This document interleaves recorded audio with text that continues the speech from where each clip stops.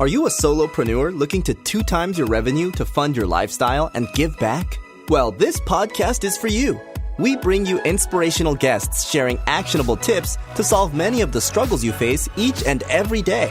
And now over to your host, Paul Higgins.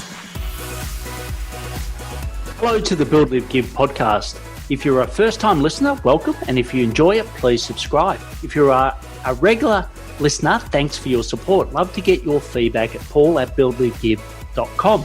It means the world to me when you do. Our guest today is someone who was on a honeymoon in New Zealand with her husband, Ankit, when Ankit overheard a person talking about a burning problem in the accounting industry. With Ankit's accounting background and their computer science background, they solved it, which led to a partnership with one of the fastest growing cloud platforms on the planet. So why listen? The visionary predictions for SMBs for the next 10 to 15 years, the inside story about accounting software migration, and in particular, the giving back by spending 20% of their time on a new NGO. They write for entrepreneur.com and mention an article perfect to how to navigate these uncertain times. Over to Shanu Mehta from MMC Convert. Welcome, Shanu Mehta from MMC Convert to the Build, Live, Give podcast. Great to have you here, Shanu. Thank you, Paul. It's a pleasure to be here. We'll kick off with what I always start with, but then I'd love to know a little bit more about how you're handling this absolute amazing pandemic, and amazing not in a good way. But what's something your family or friends know about you that we may not? So, my family and friends, my family and friends, they know that I'm extremely passionate. It's like I swing between extremes. Either I'm very, very interested or I'm just too bored. So I swing between extreme. That's one thing they know. And secondly, I overanalyze and overthink, which is sometimes good, sometimes not good at all. But yeah, those two things are I'm famous for overanalyzing and overthinking, and my proclivity to swing between extremes. Yeah. I must admit, I don't think my sister-in-law is listening, but so she is very much an overthinker. And I remember once taking her son, who looks after her, we took him to a park and said, let's buy an ice cream. He literally took a half an hour just to choose an ice cream. Okay, so that's like a decision making. Correct. Yeah, but he was, overthinking which ice cream, if I like this one, but I like that one. It's like, oh. Anyway, that's my story. But yeah, extremely passionate. I think my family would say something similar. And I know it's probably not the best skill in the world, but I spent some time where I couldn't play any sport due to my health, and now I'm back playing, and I was playing golf. And I was meant to be going to the US to play golf, but unfortunately Corona's impacted that, and now we can't play golf at all.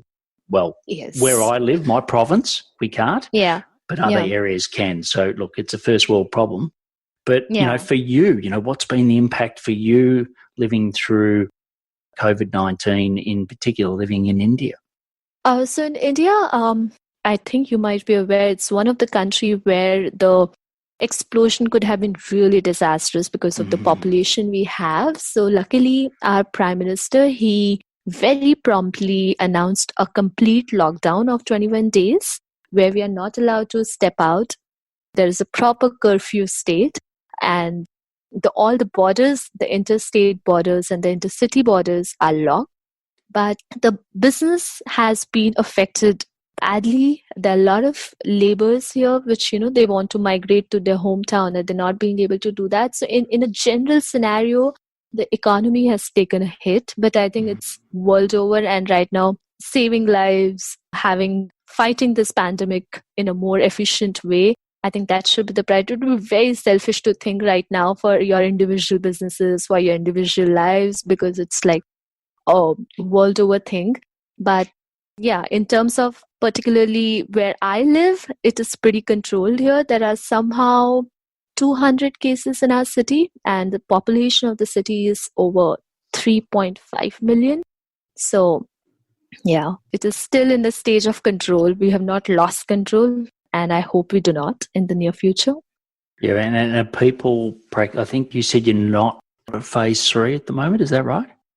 We are not allowed to? Oh, Sorry? sorry, are you not at phase 3? What phase are you at the moment? Oh, we haven't entered the phase 3 yet. Right.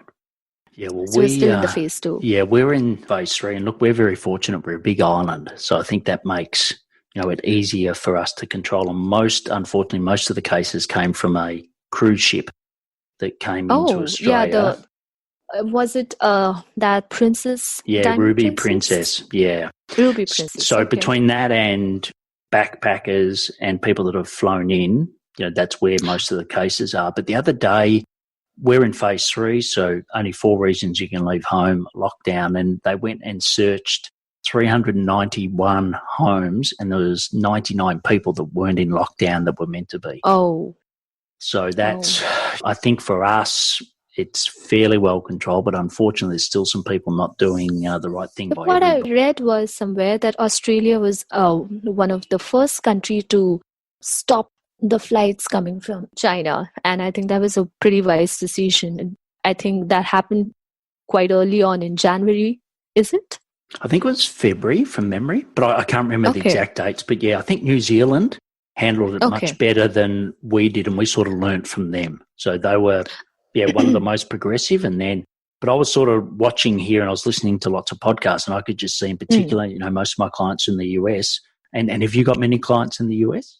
Yes, we have clients across the world. So a lot of US clients, UK, Australia, and New Zealand, and now like a little bit in Asia. But yeah, we do have a lot of US clients, and they talk like the situation is just terrible out there. Yeah, it's dire. And I could see it happening. So I was meant to leave Australia for the US on March the 20th. And early February, I made a call. I knew, that I couldn't get insurance because pre-existing illness. As soon as it's declared a pandemic, or actually as soon as it's declared a virus, your travel insurance is void. Yeah. So I couldn't travel, but then I just knew that it was going to get worse because of what the FDA did with their testing. There's a whole series of things. So yeah, look, anyone listening right now, if you're in the US, I really feel for you because I know it's going to be only harder before it gets better. But look, I know COVID's very topical, but I want to find out more about you and your business and what got you into MMC Convert? What got you into that business? Oh, so it's a very funny story. So I am an engineer, computer science engineer. My husband is a chartered accountant, and we've had arranged marriage.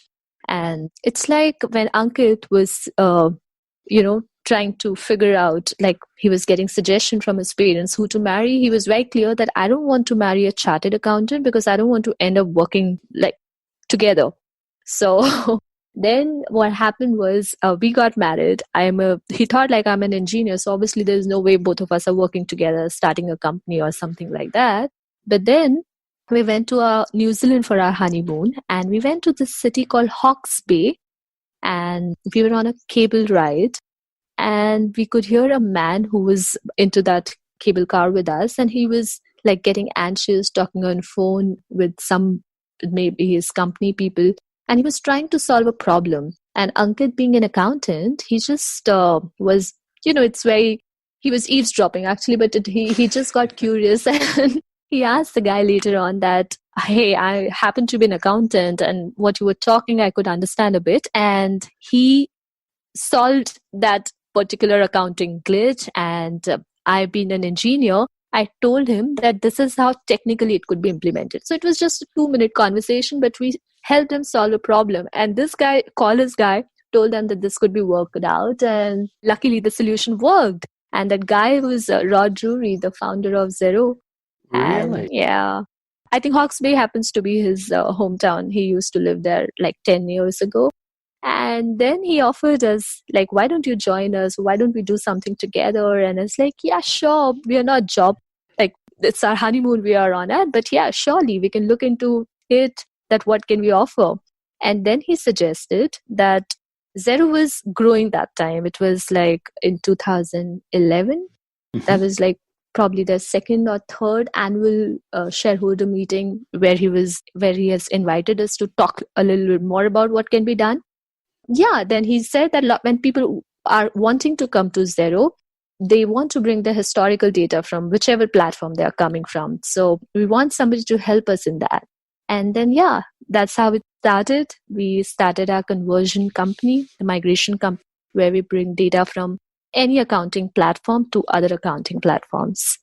What an amazing story. Just to think that, Ankit being, yes, might have been eavesdropping, but I suppose he was generally, being curious and helping to solve, turned into this amazing story. And I'm sure you've ridden the wave of Xero. I left Coke in 2011, so around the similar time, and that's when I first started using Xero, and I've just seen the growth of the platform, and it's fantastic. That's an absolute brilliant story, and given this, I suppose, in divine intervention, Nelly, like that you meet a guy that's just having a business that's going to completely take off in the next 9 years. Did that make it easier or harder for you and Ankit? No, I think it's all the timing, because we know that Australia is one of the early adopter in the technology curve. So the cloud accounting or cloud technology was new and exciting for Australians and New Zealanders at the same time. Along with that, Xero was a fresh of a dash of energy in accounting field, because otherwise accountants, if you just simulate the whole accounting firm environment, it does not give you a very quirky and fun feeling. But Xero changed that, and the new generation millennials coming onto that field, that made it interesting. A lot of people, a lot of small and medium enterprises, they were wanting to try something new to make their accounting easier. So I think the point of time where we jumped in with Xero, that definitely made things a little easier for us. But from a business point of view, starting anything, taking a decision, being persistent towards this in a longer run, those decisions, they are definitely hard decisions, because you are investing your time in it at such a crucial time. So that particular part was a bit tough, that do we jump into that bus or not? But once we were on the ride, I think it was easier than what I expected to run a business. Because otherwise, for an entrepreneur, how things, no matter how much you romanticize entrepreneurship, it is definitely a series of challenges that you have to sort through. Right? Yeah, and look, you've spent a lot of time with Rod. What have you learned about how Rod runs a business compared to some other entrepreneurs? So Rod is like a visionary. I have never spoken to him about the intricacies of the business, or maybe he does it with his C-suite people. But when you meet him, he's always talking about the vision which the future has. He sees everything in not for a period of 2 years, 5 years. He sees everything in the quantum of 10 years, 15 years, that how things are going to be. And I think that is very important, because you kind of lose the bigger picture very soon, like being into finances and accounting and numbers. We are very hung upon the numbers, that what's going to happen this year, how is our quarterly profit going to look like, how is our yearly profit going to look like, how are reports going to be. But he always talks in a quantum of 10 years, how the world is going to be, how people are going to think, what is not going to change, where we need to make that change. So that vision is, I think, something which is very, very peculiar to Rod.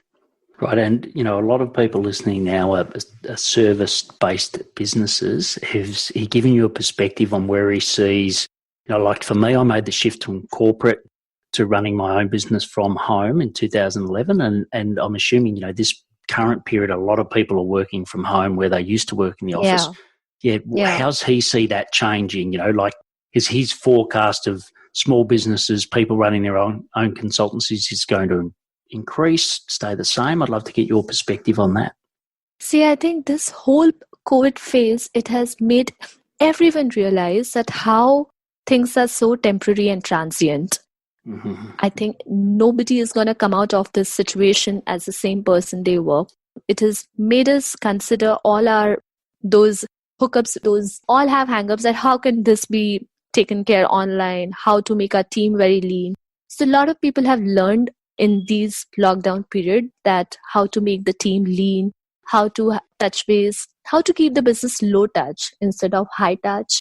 So I feel the vision which this whole situation has given us, that people are going to rely more on consultants, freelancers, probably they will think about things which are not going to change in the future, maybe apply more creativity, work on a collaborative basis, rely more on or improving the communication, because when you're offline, when people are working from home, you have to have a very strong system for establishing communication.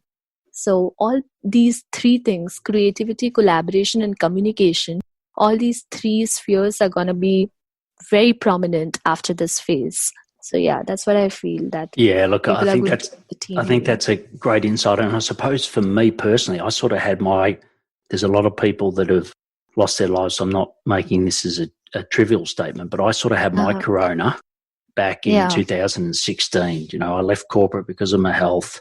And really Oh. between 2016 and 2019, I spent most of that, you know, in a hospital working. Oh. So even on a dialysis machine, I was working, and I set my whole business up with the purpose that I could run it from a In that hospital bed. phase?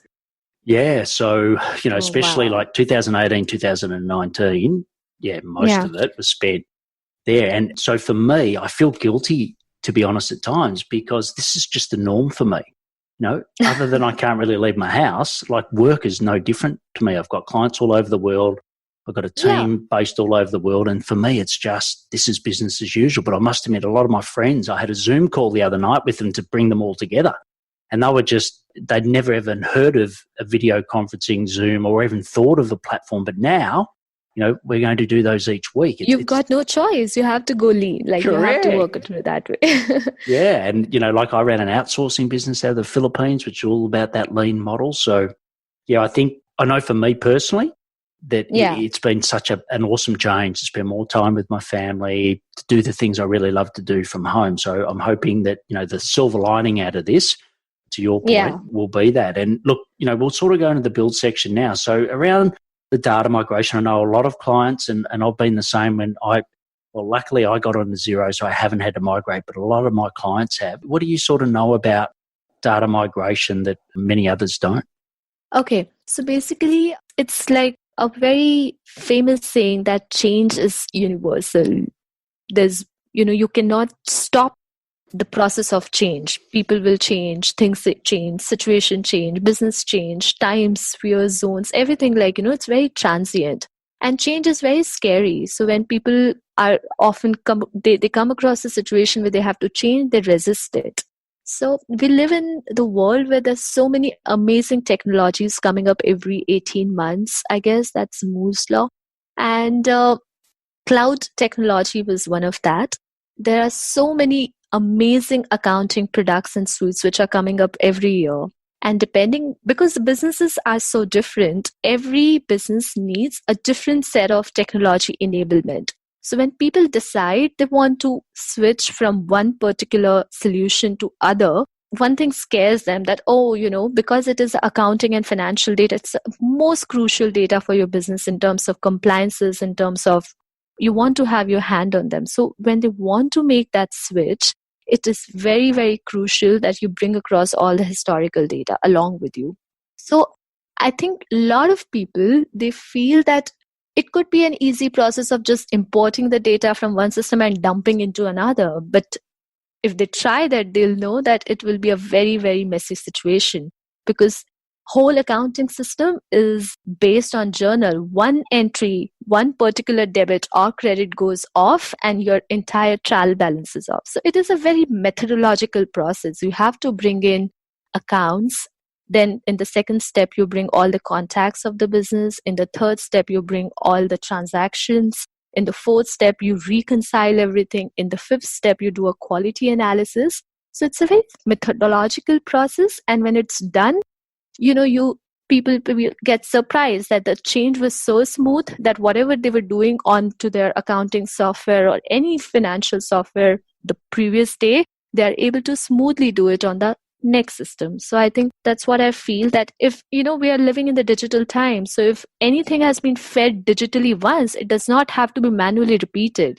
There are tools and there are systems which can help you do that. There are solution providers like us who can do it for you, and you don't have to do it manually. So why to waste time? Why to waste important resources on that? That's what I feel. So people should know that there is a niche service like that which can make the change most effective and very smooth. Yeah, well, look, I definitely wish I had have known about you guys because I did see a lot of people take, unfortunately, the simple step, which is, don't worry, I won't migrate, I'll just start from scratch again. Yeah, that caused a lot of problems other than just the analysis part. And we talked about Xero and Rod, but is your solution, MMC Convert, is that also being used by other SaaS-based accounting software? Sorry, come again. I just missed the last bit. Yeah, sorry. So is it also being used by other players in the market? So, QuickBooks or others, is MMC Convert also help with migrating to those? Or from we those? are exclusive migration partner with Xero Asia and Xero Canada. We also have migrated data from other platforms to ClearBooks. It is a UK-based software. We also migrate to FreshBooks. It is based out of Canada. We are also probably going to expand to QB Online, because we do migrate from other platforms to QB Online, but we don't have exclusive tie-up as yet. So it's a completely retail service, but yeah, we do migrate to QB Online also. Great. And if you look at some of these players that you've mentioned, there's a lot of controversy in the market when a SaaS player starts where they're small business focused and then they end up migrating to corporate and leave their small businesses behind. Do you think these providers, will they still have a small business at their core? If I get your question right, do you mean that all these SaaS offerings which they come, do they still have the market of small, medium enterprises to cater to? Yeah, so in other words, because a lot of businesses I've seen leave small business, put up their pricing, chase corporate, and said, okay, well, we've started in small business, but now we're going to go into corporate. Do you think the platforms that you've mentioned here will do a similar thing, or will they continue to innovate for the small business owner? I think, there are company like Xero and, in fact, FreeAgent, FreshBooks. They are very, very focused on SMEs, because I think SMEs are you can say that they are the fuel for the economy. So there's so many mom and pop stores, and there's so many florists, there's so many freelancers. So I think if you do innovation for them, they respond to it so quickly. They respond in a very positive manner. These are the ones, who are very serious about payments, compliances and everything. So I think all these companies, they have understood the importance of that, and they remain quite focused to working on them. Of course, the corporates and the bigger clients could be, they keep offering new product for them. But what I have seen working with these companies, that they innovate for SMEs every now and then, and they haven't lost the focus. That's a wonderful thing about them. Yeah, that's great. Because I know when I dealt with, there was a platform called Podio that we looked to integrate with Xero, and then they used to say clearly it was for 200 or less employees. So I don't know if they've changed from that, but to me that was great, and that's why I continue to use it and recommend it, because it is getting better for the cohort that I service. So it's great to hear that. And look, I suppose some people listening right now might think, you're so lucky because you get fed a lot of clients from these amazing partners. Do you also, is that the case, or do you also have to market yourself to continue to get leads and clients outside of your partner relationships? So we have this peer-to-peer platform, because we work with a lot of accountants. We have MMC Convert and we have MMC Books. So MMC Books is where we provide bookkeeping services on a regular basis. So definitely our service is a very peer-to-peer platform-based service where we come across a lot of accountants. And I think, that's the most ideal situation, that you have your peers as your customers, and they come frequently to use your services. They give feedback, very informative feedback, because of the same industry. It is when they're using your service frequently, you also feel that, how can you better yourself, because, somebody is showing the trust in you over and over. So I think that has been the most, our leads mostly come from our peers, and that is a very interesting thing to me, because somewhere they have seen value and they refer us to the users and customers. I feel the model which we use is because it's a niche service. When somebody comes to our website knowing about our service, to peers, to account managers of all these companies I mentioned, Xero, QuickBooks Online, ClearBooks, Free Agent, FreshBooks. So account managers, when they sell their products, they also talk about that, hey, there is a service like that which can help you switch and migrate. And then they come to us seeing the recommendation from our industry that helps us convert those leads into customers very easily. So that point of conversion becomes much faster because of our peers only. Yeah, look, I think it's a great way. And I come from a B2C world, Coca-Cola, where you had to spend a lot of marketing on consumers, whereas I call it the wholesale model, but the B2B model. So I think it's a really smart business model. So you've done well there. The last section in this build section I'd love to ask you is, I believe you're in Entrepreneur Organisation, EO. Are you still current members? Entrepreneur Organisation, EO? Yes, EO. Yeah. Are you still in EO? Yes, we're very much part of EO. Great. So for people listening now that haven't had the experience, sort of sum up for you and Ankit what EO has done for your business. So EO is a global platform. It is an entrepreneur-only platform where entrepreneurs from across the world, they participate. And it has chapters, like there's a chapter in my city, there's probably an Australia chapter or Melbourne chapter or Sydney chapter. So wherever you are traveling, if there is a Slack group, there are many groups like in EO, and you can just write that, hey, I'm here and all. And the community is so open because you're coming from the filter of EO. They know that, you are dedicated to this particular platform. So wherever in the world you travel, if you just say, hey, I'm here in the city, people, they come and say hi to you. They try to understand more about your business. They offer recommendation. They make you network in their community. So Ankit and we went to Israel once, and our focus was to find the right technology partners. And we have tried doing it in other countries also without the help of EO. And then in Israel, we have used EO platform. So the amount of time it saved us to apply the filter, find the right people, take recommendation, have quality meetings. Because when you're meeting someone for such partnership, the first 3 meetings are like you build trust and all those. So all those issues get resolved pretty early if EO is in intervention. So that's how it has helped us a lot. Fantastic. Yeah, look, I haven't myself been in EO, but I've been to some of their meetings and I know people in it, and people speak really highly. The last quick question on this is, obviously they're predominantly a face-to-face business model. What impact or what change has happened due to COVID, and do you think that it will go back to being face-to-face? So I feel a lot of business have realized the importance of low touch.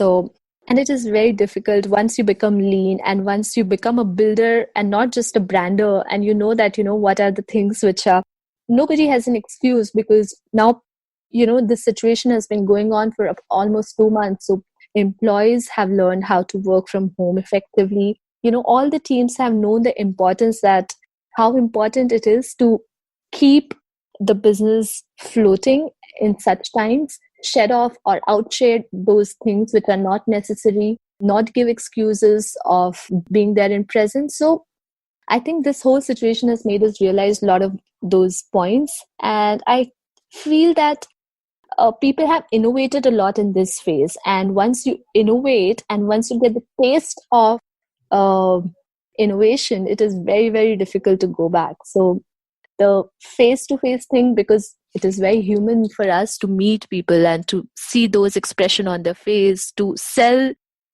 things effectively, you need to have the person in front of you. But all these small hang-ups are going to be resolved very soon. So I feel this particular thing has done this good bit for us, and people are going to understand the importance of innovation, technology, keeping the business low touch, and hopefully stick to it. Yeah, look, I think that's a great summary. And for me, I know, my business one of the reasons I didn't want to go into EO because it was very geographically based, for me, Melbourne, Australia, whereas I wanted to be part of a global because I want to know what it's like to live and work in India, the US, etc. So, the mentoring I do is always had a global aspect to it. So I'm hoping that, that happens with their model. But enough about EO. Just before we go into the live section, I can't believe that. I spend all of my life telling people it's build, live, give, not build, live, give. And then I've made that mistake. Anyway, I'd like to help you to build your authority on LinkedIn in these difficult times. So just go to blgclick.com and watch a pre-recorded free masterclass. You will learn 3 key secrets. One is learn the formula used by 1% of LinkedIn users to get 10 times your views. 2, get the 7 killer steps to turn views into engagements by your ideal clients. And 3 is convert engagements into clients by getting an 80% response rate to your LinkedIn messages. So once again, just go to blgclick.com and watch from the recorded free masterclass. Many of the activities mentioned can be implemented by virtual assistants as well. And if you don't have a virtual assistant and you would like to learn more about it, just go to buildlivegive.com/VA.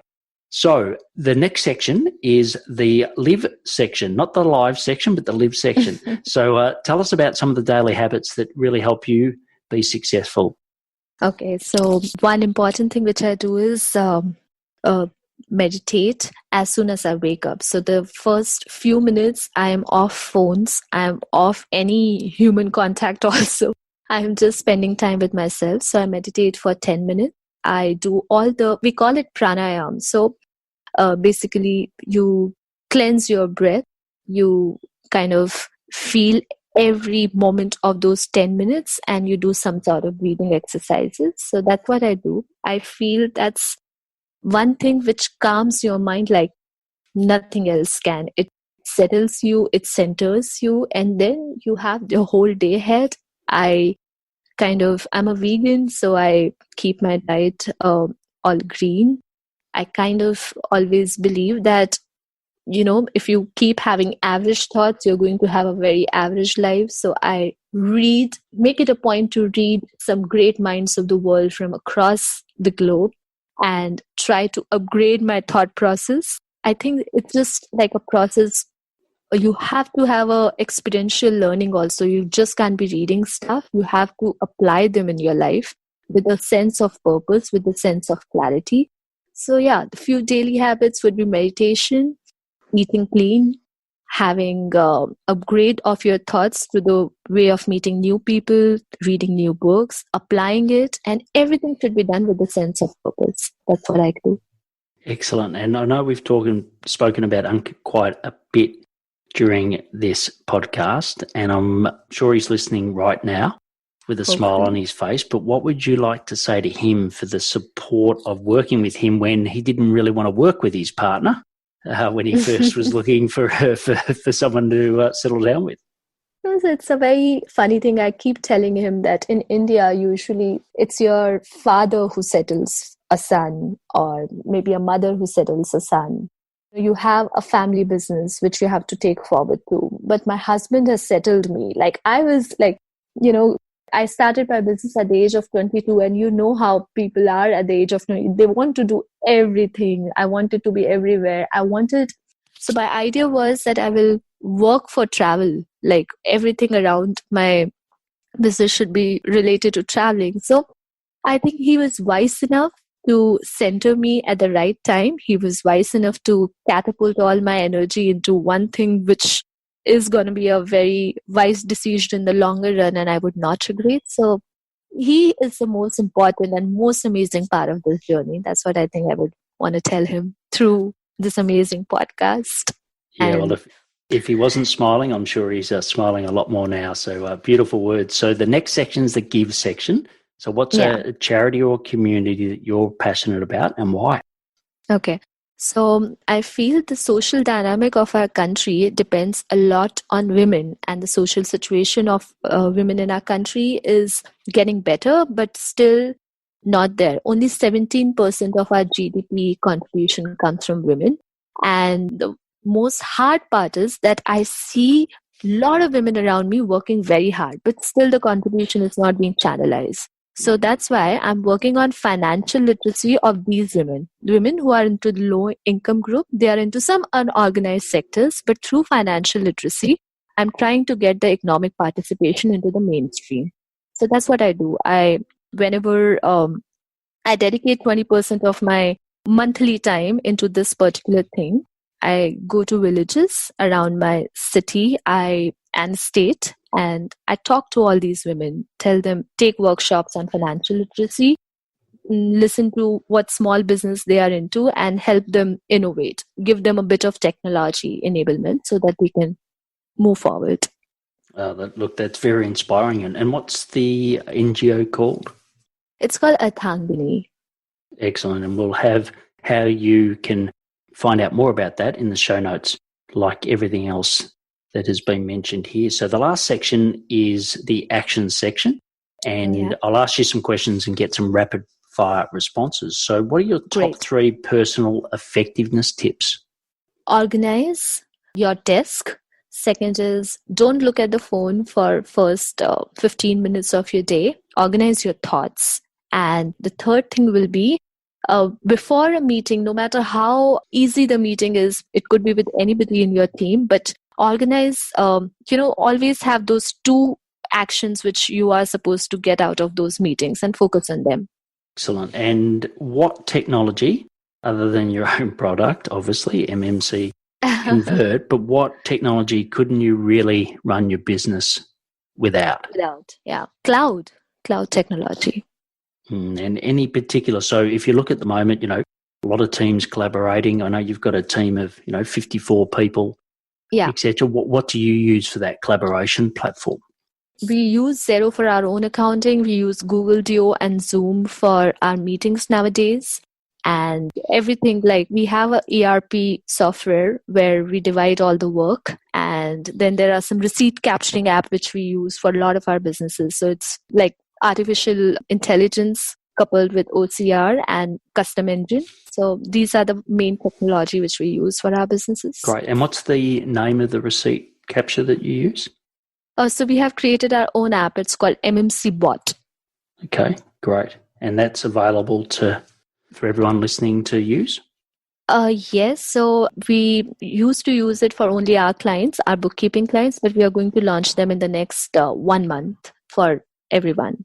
Hopefully, I'll share the links with you so that after 1 month, when it goes live, it is available for all your users. Excellent. Because I know that's a bit of a bane for me and a lot of people that I talk to is still that receipt capture. So the last question is the big question, and I always leave it to the last for that reason. But what impact do you want to leave on the world? Wow, what impact I want to leave on the world. So I think average age for humans living in our times is 60 to 70. There is eternity before us. There is an eternity after us. So for this small period of 70 years, when I live on this planet, I want to be significant to at least 100 people with whom they can say that I have made some significant difference in their life. And it is sad or good, I don't know, but still today, a lot of significance comes from money, from arranging finances, from making somebody economically empowered. So I want to make a lot of women economically empowered. That's the impact I want to leave before I sign off. Excellent. Well, look, it's been a fantastic journey right throughout this, Shanu. So it's been excellent. So what you can do is find out more at mcconvert.com. Yeah. And we'll have the links to that. And as I said, everything else mentioned in the show notes. And also I know that you're a great writer and contributor to entrepreneur.com. So you can go there, and there's in particular a great article which I think is absolutely perfect for the times, which is how to future-proof your business. So I think that's fantastic. So absolutely wonderful having you on. And it's been a pleasure learning more about you and sharing your wisdom. Same here. I loved interacting with you. I hope to talk to your users soon again. And congratulations for running your business already future-proof so early on, having the wisdom to do that at such a crucial time as well. Thank you. I don't think it was wisdom. I think it was I had no other option. But anyway, there's always the silver lining, and it's like at the moment there's a silver lining. For me, having a kidney transplant definitely had a silver lining. My career is much better off and creating more significance like you are. So awesome. So have a great day where you are in India, and I will talk soon. Yeah, all the best to you and all your users. Thank you, Paul. Thank you. Bye. Bye. That was such an inspiring interview by Shanu. I just don't know how she gets the time to do everything. But all of the links will be in the show notes, and you can go to buildlivegive.com to get them. If you believe someone you know would benefit from the show, please share. Shanu is a great guest, and she would love to get your feedback and appreciation on LinkedIn. Her profile is also in the show notes. You can learn the 3 secrets to build your authority on LinkedIn in a free pre-recorded masterclass. Just go to blgclick.com. Please take action to build your business and lifestyle and stay well in these uncertain times. Thank you for listening to the Build, Live, Give podcast. If you like what you heard, please subscribe and leave us a review. It would mean the world to us.